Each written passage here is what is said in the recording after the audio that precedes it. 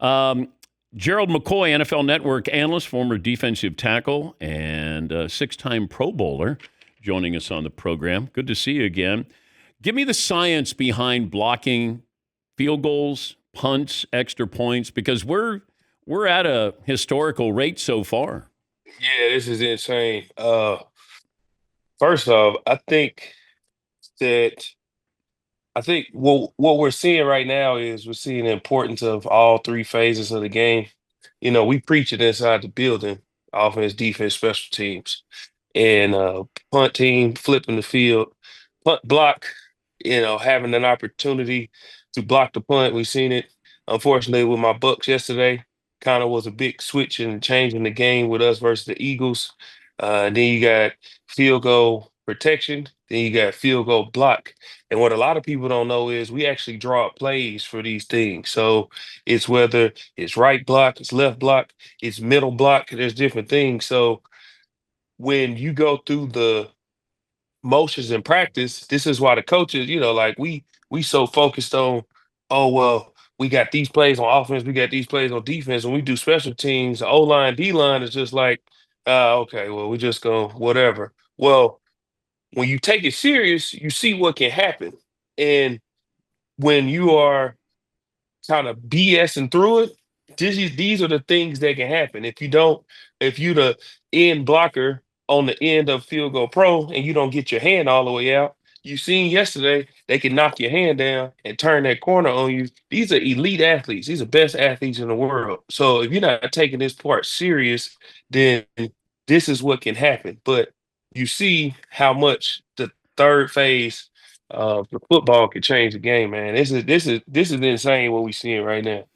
And it's maybe I'm trying to think of an analogy in another sport where this happens and then it changes the momentum. Whether it's a home run or a dunk hmm or something where it just feels like, oh my God, they blocked the kick. Or so I don't know Well, if well, LeBron's block in the finals versus Golden State.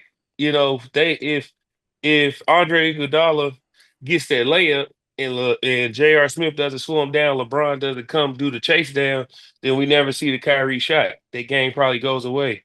If um if Mono Ginobili hits those free throws versus Miami, then we never see LeBron miss a three, Chris Bosh tip it back to Ray Allen, who hits the historic three. I think those are different examples of if this portion of the game, which is free throws or chase down block, field goals and punts are really like because you sit and steal, the game stops. So that's similar to shooting free throws. You're sitting here, these free throws are crucial. So I need to make these free throws. You know what I'm saying? yeah. Or get a a timely block like what LeBron did. So I would correlate it to situations like that. Should we settle for ties? Have ties in the NFL during the No, regular season? no, All no. right. I don't like ties. What I don't would you like ties at all. What would you do? They need to try and well, shoot. College football is taking some of the NFL mode. We might as well do some of the stuff that they doing. Just go and put it on 25 and let's see what happens.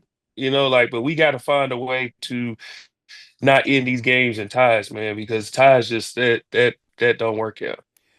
I think everybody was all in on the Packers after what they did to the Lions, and then all of a sudden you lose to the Browns, and then you tie with. No, I wouldn't say everybody. Oh, I was not. okay. Well, I was not because it was 2 weeks, and I kept saying it's 2 weeks. And here's why I kept saying you can't go all in, is because after 2 weeks, think about what took place. Okay, they had the Micah comes in. It's like, oh man. First off, this is already a playoff team. This is already a top 10 defense.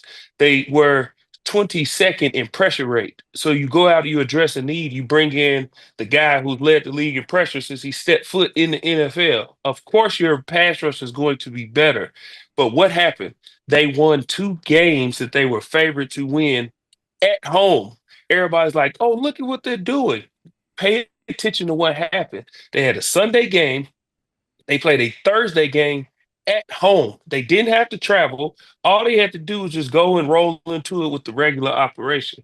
We hadn't seen them hit the road. We hadn't seen them travel. We hadn't seen anything. We hadn't seen them tested. So when people was like, "Oh, the Packers are the best team right now. The Packers are," I'm like, how are they the best team? We haven't seen them do anything. How are they jumping the Eagles? How are they jumping Buffalo? How are they jumping all these people? And that's why I said we can't just put them above Philly when we've seen Philly be tested. We haven't seen Green Bay be tested for us to be saying they're the best. What happened as soon as they hit the road? They lost to Cleveland. Now we just seen them hit the road. I thought that they were going to blow the Cowboys out. I think most of America thought that this was going to be a blowout game, but we seen what happened. So this is why I always say you can't crown people super early. You got to let the season play out. I have a philosophy. You do not know who's who until about week 9 of the season. Then you start seeing like some consistency. Okay, this is what they can do. This is what they can't do. Okay, we've seen that this is kind of like, because I remember one time we seen the Pittsburgh Steelers go 11-0, but everybody was like, I don't know. That's a kind of like that's a fluff 11-0. That's not a real 11-0 team. So, you got to let the season play out. But I haven't been sold on Green Bay after 2 weeks like most people were. What concerns you the most about the Ravens? Defense. I know they've had injuries, um, but even when they were healthy, you got to keep people out the end zone, man. And um, it doesn't matter how many, because before yesterday they were averaging 37 points a game. 37 points. This is the National Football League. If your offense is getting 37 points a game, you shouldn't be losing. That's just reality. But also, um, offensively, when you pack the middle of the field, which is what Kansas City did, you pack the middle of the field, you take away all those crossing routes in the middle of the field for Lamar.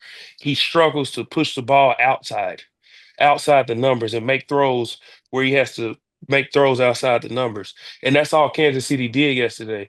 They made him make throws outside the numbers, and then uh, you get Xavier Worthy back and you score points. You can't always depend on your offense to score points like this every day. Look at what the Philadelphia Eagles did.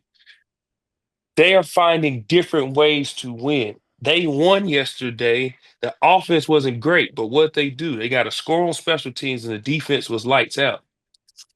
Your offense is not always going to give you 37 points. So the other two phases of the game have to show up.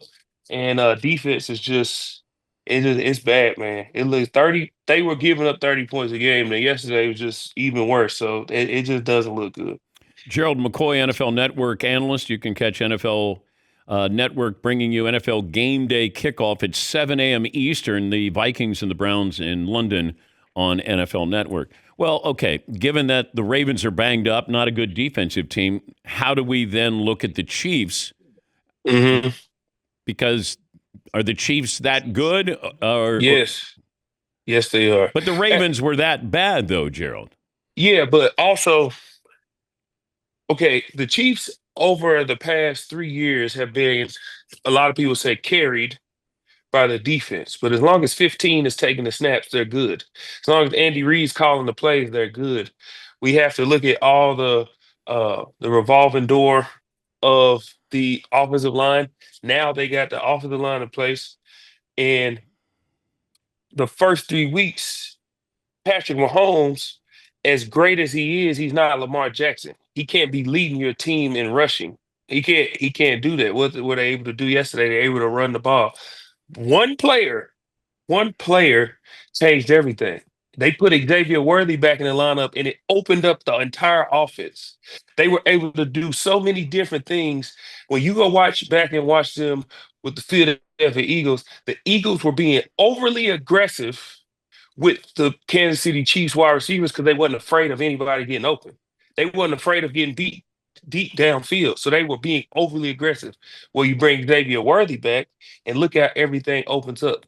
Okay, I understand it was the Baltimore Ravens defense, but it's not just about how you're seeing what you're seeing, is how it's being done. Patrick Mahomes didn't look under duress. He didn't look like he was pressing. Get the ball out, boom. Get the ball out here. Xavier Worthy here. Get open. Beat over the top. So now what they're going to do is they're going to get healthy, and then they're going to get Rasheed Rice back. And then this is where we start to see, okay, the defense is in place. That's one thing we haven't had to worry about with Kansas City. I would be worried about Kansas City if the defense was bad. The defense hasn't been bad. The defense has been in place. They just haven't been able to put up points like they normally do.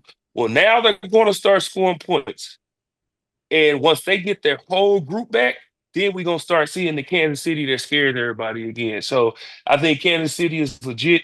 That's why I was never worried about them losing those couple of games because they lost to the Chargers, who hit the ground running. Justin Herbert is coming into his own. I know he struggled yesterday, but I still believe he's gonna have a great season. They lost to the champs, okay?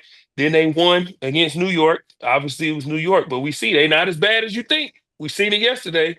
It was just who they had at quarterback. But then they won yesterday at home. Now they're gonna get healthy. I believe that Kansas City is they gonna get back to being that scary team. Is a rookie's cadence at the line of scrimmage, quarterback, different? Like, do they sound like rookies or sound young when they're calling out plays at the line of scrimmage? I wouldn't say that they sound young more than it's not as complex. It's like there's no switch up. So Drew Brees used to yellow 80, yellow 80, yellow 80. He says, all right, he would switch it up. And then he would have different colors. And then he would kill, kill, kill, kill. He's doing a lot at the line. So you never know what's going to happen. Cam Newton, ready, white 80, white up. He never would snap right on that. He would switch it up. Matt Ryan would switch his up. When you go against these, that's why Peyton, they Omaha. Everybody thought the ball was coming. He said Omaha. No, it wasn't. So when you have a rookie, you know after a few snaps, after you say this, after you say this, the ball's coming. Because he has so much other things to worry about. He can't manipulate the snap count yet. Aaron Rodgers had a phenomenal snap count. They can manipulate the snap count because they've done so much other things for so long. The snap count is just something that they add to their repertoire and their tool bag. Rookies, you just, especially if you at home, rookies are the easiest people to jump the snap count. They're not changing nothing because they don't. It's too much going on up here. They trying to see, especially if your coverage is doing all this. And then if I know when I played, if I'm playing a rookie, their coach has told him that guy right there, make sure you keep your eyes on him. So now I know he's not gonna switch his snap count because he's seeing all this, but he knows I'm sitting right here too. If Miles Garrett is over there, no rookie is gonna look and see Miles Garrett and be thinking about let me switch the snap count. They're gonna be thinking, all right, Miles is right here. Let me. But that's what that's what rookies are. So so that's the difference. It's not that they sound like rookies. It's they're not going to manipulate the snap count like the vets will. How did Aaron Rodgers sound? Uh, What was his A- What was his cadence?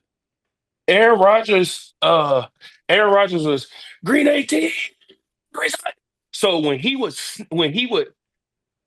his was so aggressive that you lose sight of all the other things that's taking place. And that's why he caught so many people with their free play. He was phenomenal. What Aaron Rodgers is phenomenal at is catching people on the field with 12 men. He's great at catching people subbing. So that's what you got to be careful with him is your subs. If you're going to sub, as soon as the play is over, you got to make sure you know who's coming in and who's coming out. You cannot BS getting off the field.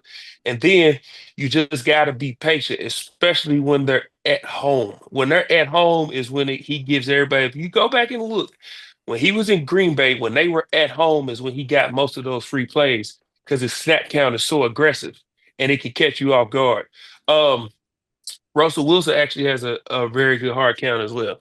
What's it sound like? It's just loud and aggressive. I'm like, God dang, calm down, dog. It's just real aggressive. Yeah. Hey man, I don't know what you going through on Sunday, but hey, that's why we got chapel the night before, dog. Come down. Thanks for sharing. Great to talk to you again. Yes, sir. Thank you so much. That's Gerald McCoy, NFL Network analyst and former former defensive tackle, 6-time Pro Bowler. The NFL Network will bring you Vikings-Browns in London coming up next weekend. Their coverage starts at 7 a.m. Eastern. We'll take a break. We will give you our best and worst of the weekend right after this.